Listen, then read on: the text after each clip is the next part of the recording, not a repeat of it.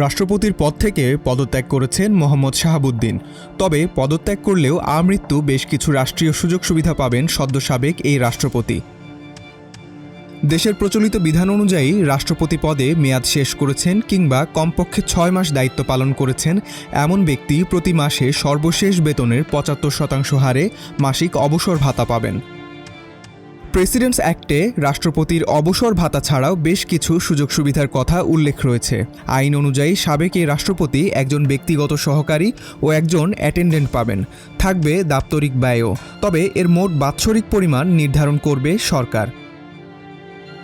পাশাপাশি সরকারি অনুষ্ঠানে যোগদানের জন্য বিনামূল্যে সরকারি যানবাহন ব্যবহার, আবাসস্থলে একটি টেলিফোন সুবিধা পাবেন এবং পাবেন নির্ধারিত পরিমাণ বিল ছাড়ের সুবিধা।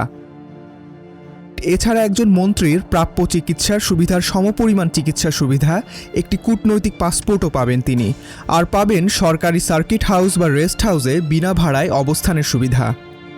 ডেস্ক রিপোর্ট, আজকের পত্রিকা।